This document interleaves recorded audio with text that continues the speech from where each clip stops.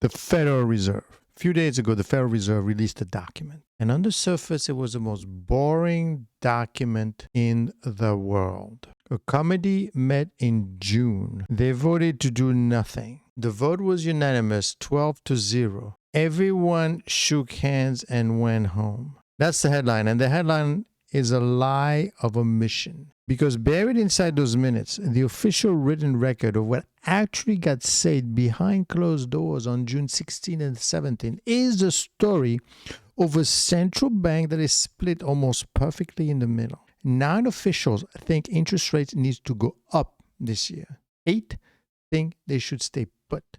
1 thinks they should come down. And the new chairman, Kevin Warsh, the man who now holds the most powerful economic job on earth, refused to write down the forecast at all. He's the first chair to do so since the forecasting exercise began back in 20. He called the debate inside that room, and I quote, a family fight.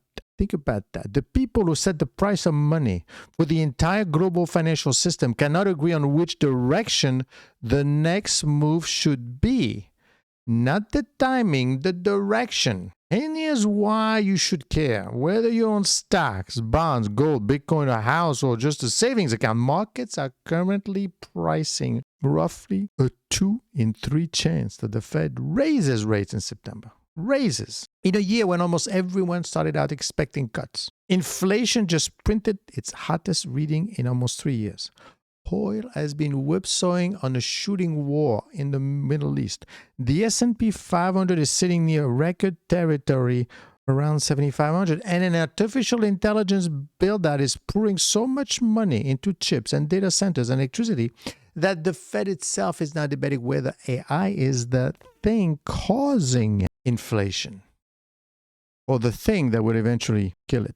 So today we are going to do what we always do on this channel. We are going to slow down and read what the Fed actually said. Not what the headline said, the Fed said, and then map out the full range of what could happen. The good, the bad, and the ugly. I'll give you my ideas. I'll give you what I think is going on. I'm not here to tell you the future. Nobody knows the future.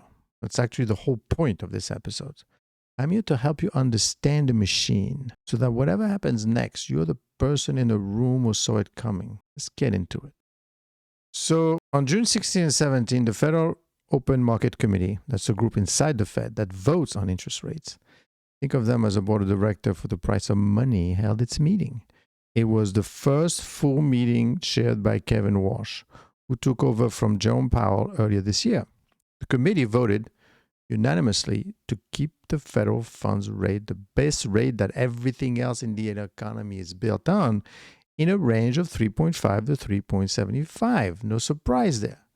Markets had fully expected a hold. But 3 weeks later, July 8th, we got the minutes. And the minutes are where the bodies are buried. Because a Fed statement is a press release, polished, send it down, agreed word by word. The minutes are closer to the raw tape, and this raw tape revealed 4 things. Thing 1, some officials wanted to hike right there and there. The minutes say few participants believe there was already a case for raising the target range at the June meeting itself. They held their fire, they voted with everyone else, but they put it on the record. When a Fed official puts something on the record in the minute, that is not an accident. That is a signal flare. Thing 2, the committee is split on whether rates end this year, right? The minutes describe 2 camps in almost perfectly balanced language. Many participants thought the right level for rates at year end would be, or at least slightly below where they are now. Many other participants thought the right level would be above where we are now. In the formal forecast released with the June meeting, the so-called dot plot, where each official anonymously marks a dot for where they think rates should be, 9 of the 18 submitted dots showed at least 1 hike this year. 8 show no change. 1 showed a cut. Look at this. See the chart? 3, the inflation worry is real and is written down. The staff, the Fed's own in-house economist, raised the inflation forecast for 26 and 27 compared just 2 months earlier. and trimmed their growth forecast in the June projections. The median forecast for 2026 inflation jumped from 2.7 to all the way to 3.6%. That is a massive revision in one quarter. The minutes said participants judged the risk to inflation were tilted to the upside. And this is the sentence that matters most. A majority flagged the danger that after several years of inflation running above targets, elevated inflation could begin to affect inflation expect and wage and price setting decisions. In plain English, they are worried people are starting to believe in inflation. And in economics, inflation you believe is inflation you get. Thing 4, the Warsh era is stylistically different. The post-meeting statement was stripped down to about 100 to 30 words. A boilerplate is gone. The old hint that the next move would probably be a cut is gone. And the minutes note most participants prefer not to repeat that easing language. Warsh has openly said he dislikes forward guidance, the practice of telling markets in advance what the Fed will do. He set up 5 internal task forces to rethink how the Fed operates, including how it communicates. The one document that still shows you the committee's actual thinking is the minutes, which is exactly why today's episode exists. Add to the backdrop, the US and Iran have been exchanging strikes. The Strait of Hormuz, the narrow waterway, a fifth of world oil has been disrupted. Oil spiked 6% recently. Meanwhile, the June job report came in soft. So the Fed is staring at hot inflation and a cooling labor market at the same time. That's the name for that nightmare. And we'll get into it in the history section. That's the news. Now let's get at the map. So what is truly going on here is that you have a split Fed. No big news here. The guy in the middle is not telling you what he's thinking. Because frankly, the concern, of course, is, well, I could say that inflation is actually not a concern because oil is not up that much anymore. It's gone down quite a bit. We don't have a very strong labor force, right? And the CPI print is not that great. Not that high, let's put it this way. If you look at true inflation, it's only 1.5% to 2%. It's not enormous. If you CPI, yeah, it depends what you want to look at. But the new Fed said he will not always look at what he used to look at. He's not going to do it business as usual. He's restarting the process. At the same time, you could say that, well, hold on. What about the money spent on AI? And most importantly, what about if people are expecting inflation begets its own inflation? You start to believe that it is inherent. That's the danger as well. So what to do, what to think? And again, because of what's going on this week we're going to have the CPI, but we're also going to have Warsh going out and giving speeches in front of Congress. We're going to hear what he has to say. Everyone wants to understand what he means. Does he really want to raise rates or does he want lower rates? After all, he got the job by saying that he would lower rates. Let us take a look at the rate path and the fork on the road, because that I think is quite important. Let's take a look at this chart.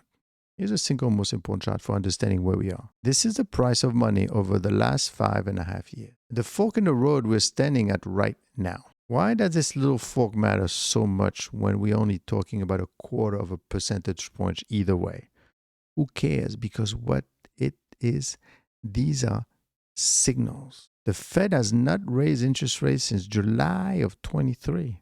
And if they hike in September, they wouldn't just be adjusting a number. They'll be formally announcing that the great post-23 easing cycle is dead, that the inflation fight is back on, and that every borrower in America should plan for money staying expensive. Mortgage rates, car loans, corporate debt, the math on every stock valuation, all of it reprices off this one line. And notice something subtle in the shape of that line. Every previous turn in the chart, the 2022 liftoff, the 2024 pivot to cuts, were telegraphed months in advance. The Fed practically walked the markets to the destination by hand.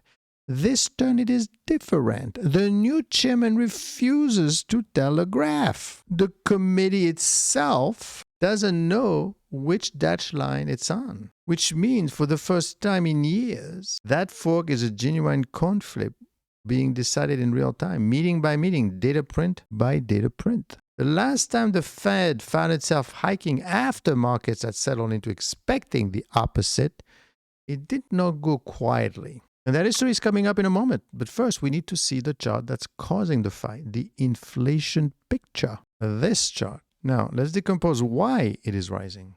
Because the Fed minutes spent pages on exactly this, and the why determines everything about what happens next. There are three engines pushing prices up right now, and they are widely different animals. Engine one is energy. The war with Iran and the disruption of the Strait of Hormuz sent oil and gasoline prices surging. Energy-related prices rose 4% in a single month in the May data. Here's the thing about energy inflation. It is violent, it is visible at every gas pump, and it's usually temporarily. If the strait stays open and oil settles, this engine shuts off on its own. And in fact, analysts think it may have been the peak for exactly that reason. Engine number two, tariffs.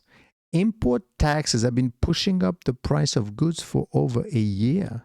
The Fed attributed the rise in core goods inflation largely to tariffs. Tariff inflation is a step change. Prices jump once when the tax hits, then the rate of inflation fades even though the price level stays high. Unless, of course, new tariffs keeps coming, in which case the step becomes a staircase. Engine 3 is the strange one. Artificial intelligence. The minutes say it plainly. Ongoing demand for AI infrastructure will likely sustain upward pressure on prices for technology products and electricity. The build-out of data center is so enormous, it's straining power grids and bidding up electricity for everyone. But, and this is the great tension of 2026, some officials argue the opposite force is coming, that AI productivity gains will eventually cut costs across the economy and push inflation down. Warsh himself has said he believes AI is ultimately disinflationary. So the committee is fighting about whether the same technology is the fire or the fire hose. So you have three engines, one temporary, one step change, one that could reverse its own sign. Now you understand why 9 smart people look at this chart and say hike, and the other ones say wait. Neither camp is stupid. They are weighting the engines differently. And of course, as investors, you could look at it either way. And this is where the narrative comes in. What is the market going to think? And this is why it's very important for you to understand as investors. Not so much to predict what these people are going to do or think, but to know the possibilities so you are prepared either way. That is a challenge. Now, let's zoom out. Let's zoom way out because this exact setup, a divided Fed, inflation curling back up after a long descent, markets positioned for calm at a history. And the history rhymes so loudly it's almost embarrassing. Rhyme number 1, the 70s, stop trap. In the 70s, the Fed fought inflation in bursts. It would hike, inflation would cool, political and economic pressure would build, and the Fed would ease, and inflation would come roaring back higher than before. 3 waves over a decade. The lesson every central banker has tattooed on the inside of their eyelid is this. The most expensive mistake in monetary policy is declaring victory early. That's what makes today's chart uncomfortable. We had the descent from the 2020 peak. We had the rate cuts, and now the line is turning up again with the fund rates already down 3.5%. To a Fed official raised on 70s history, this pattern isn't just data. It's a ghost story that we're told as children. That the emotional fuel behind those 9 hikes dots. Rhymes number 2, 1994. In February of 1994, with the economy humming and markets relaxed, Alan Greenspan's Fed started hiking without warning. Bonds suffered. What was then their worst year in modern history. Their losses eventually helped bankrupt Orange County, California, and detonated crisis as far away as Mexico. Why do I bring this up? Because in 1994 is a textbook case of what happened when the Fed moves against settled market expectation. And here's the twist. 1994 was also arguably a triumph. It produced a soft landing and set up the late 90s boom. The pain came from the surprise, not the policy. Rhyme number 3, the word we are all avoiding. Hot inflation plus softening job market. Stagflation. Be careful here because We are nowhere near 70s conditions. Unemployment is low, growth is solid, and the Fed's own June projection still show unemployment around 4.3%. But the direction of the two lines, prices accelerating while hiring decelerates, is a specific combination that breaks the Fed's standard playbook. When both sides of their mandate are deteriorating at once, every move helps one side, hurts the other. So, what does this all mean? Well, what did the minutes really tell us? That the calm 12-0 vote was a truth, not a consensus. That the Fed's own economists just mark inflation sharply higher for this year. That 9 of the world's most powerful economic officials want rates up and 8 want to wait. And the chairman has deliberately gone silent. That the committee is watching 3 engines of inflation. They're watching for oil, they're watching for tariffs, they're watching at AI and can't yet agree which are temporary. And that the whole question likely gets settled across 4 dates, July 14th, July 29th, and the early August job reports, and September 16th. Here's the frame I want you to live with. Uncertainty and risk are the same thing. Risk is when you don't know which card comes next, but you know the deck. Uncertainty is when you're not sure what deck you're holding. The Warsh Fed has on purpose moved us from risk towards uncertainty. And most investors will experience that as anxiety. But you now have something better than a prediction. You have a map. You understand what the possibilities are. Because the flip side of black swan thinking, the part people forget, is that the upside surprises are unpriced too. So stay curious, stay humble, stay positioned for more than one future. And one last thing, like the video, subscribe, and become a member. You won't regret.